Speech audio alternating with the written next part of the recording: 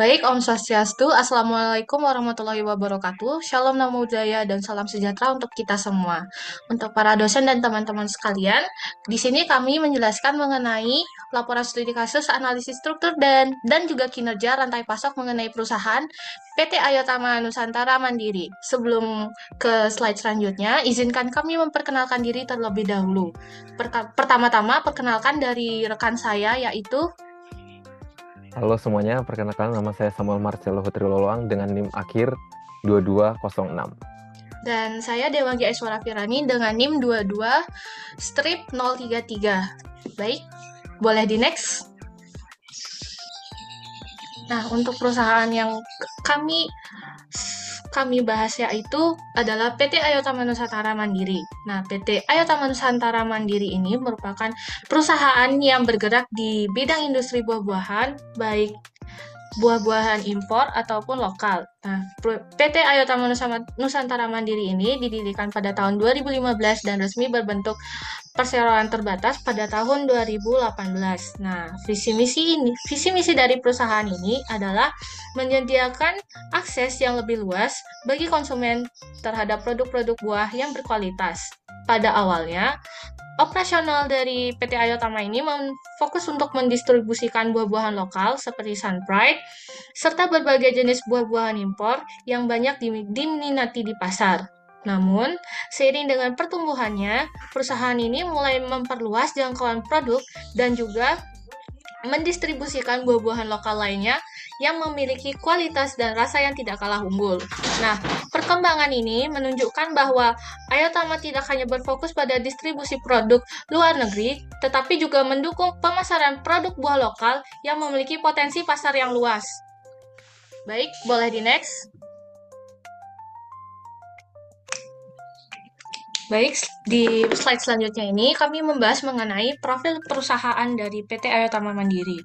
Nah, PT Ayotama Mandiri ini yaitu berdiri sejak tahun 2015 dan berbentuk perseroan terbatas pada tanggal 15 Januari 2018. PT Ayotama Nusantara Mandiri ini berlokasi di Rukan Pondok Cabe Mutiara, Jalan Pondok Cabe, KAF A22 hingga A25, Kelurahan Pondok Cabe Udik, Kecamatan Pamulang, Kota Tangerang Selatan, Provinsi Banten. Nah, kategori bidang usaha dari perusahaan ini adalah perdagangan besar dengan nomor induk berusaha atau NIB-nya adalah 120800470267. Adapun status penanaman modalnya itu berasal dari penanaman modal dalam negeri atau PMDN. Baik, boleh di next.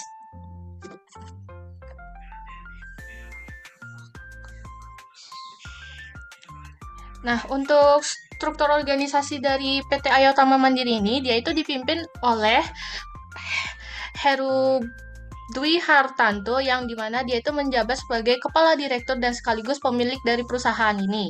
Untuk struktur organisasinya dapat dilihat pada gambar yang telah disediakan yang dimana jabatan tertinggi di perusahaan ini adalah komisaris, lalu di bawahnya diikuti dengan direktur, lalu ada konsultan keuangan yang dimana memimpin dari jajaran administrasi keuangan, SPV pemasaran dan penjualan, lalu ada kepala gudang, lalu ada pengadaan barang, dan di bawah dari SPV pemasaran dan penjualan itu terdapat admin sales dan tim penerimaan barang, dan di bawahnya terdapat sales assistant. Lalu untuk kepala gudang, dia itu memimpin tim penerimaan barang dan tim produksi serta tim sorting. Baik, boleh di next. Selanjutnya akan dijelaskan oleh rekan saya. Terima kasih. Baik, terima kasih. Izin untuk melanjutkan mengenai materi tentang struktur rantai pasok pada PT Ayotama Nusantara Mandiri.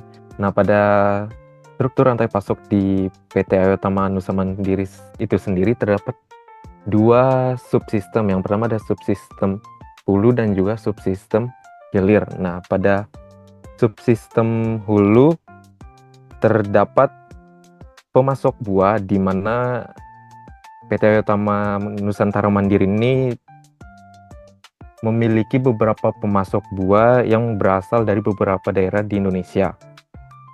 Nah, lalu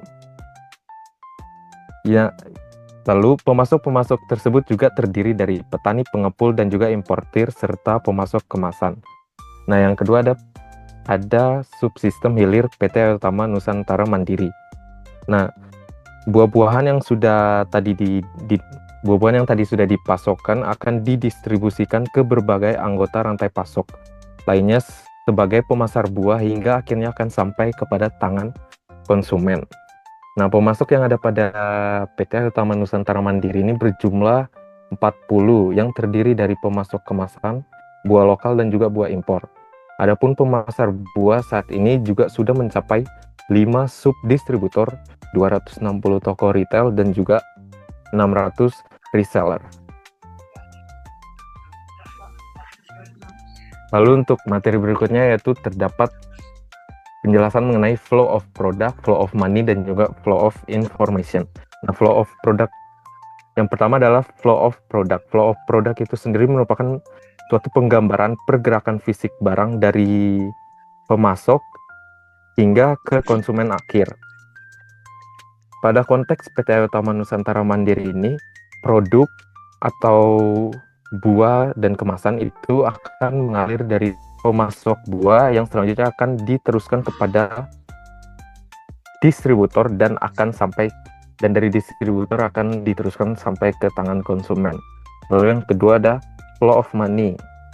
Nah, flow of money ini merupakan suatu pergerakan pembayaran dari konsumen kembali lagi ke setiap rantai pasok yang terdapat pada PT Ayo Tama Nusantara Mandiri.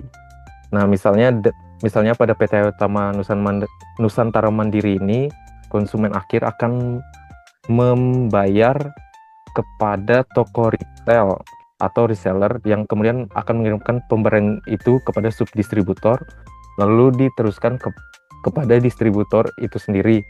Dan selanjutnya distributor juga akan mengeluarkan biaya untuk memasok buah dari pemasok buah dan juga kemasan.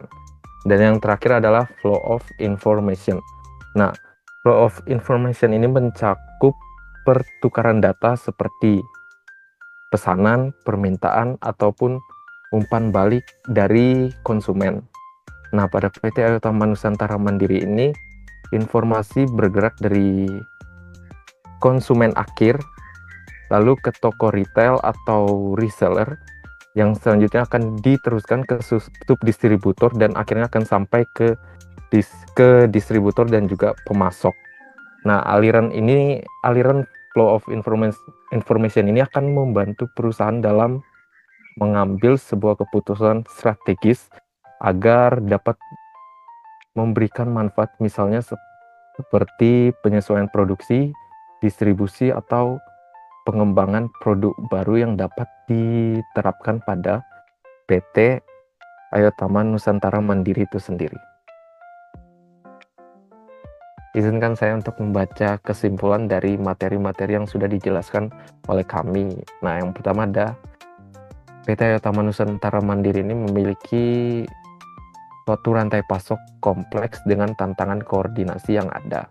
Lalu yang kedua, evaluasi rantai pasok yang digunakan pada PT Ayo Tama Nusantara Mandiri ini menggunakan model SCORE dan balance scorecard. Lalu yang ketiga ada pentingnya peningkatan integrasi dan koordinasi dalam suatu rantai pasokan. Nah, saran yang dapat kami berikan, yang pertama yaitu adanya peningkatan teknologi pengelolaan informasi. Lalu yang kedua, optimalisasi kerjasama dengan pemasok serta mitra. Lalu yang terakhir, strategi pengelolaan rantai pasok yang lebih efisien akan dapat mendukung suatu pertumbuhan bisnis yang lebih baik. Mungkin itu saja yang dapat kami sampaikan. Kurang lebihnya mohon dimaafkan apabila masih terdapat beberapa kesalahan baik dalam penyampaian ataupun dalam bentuk tampilan presentasi yang ada. Sekian dan terima kasih.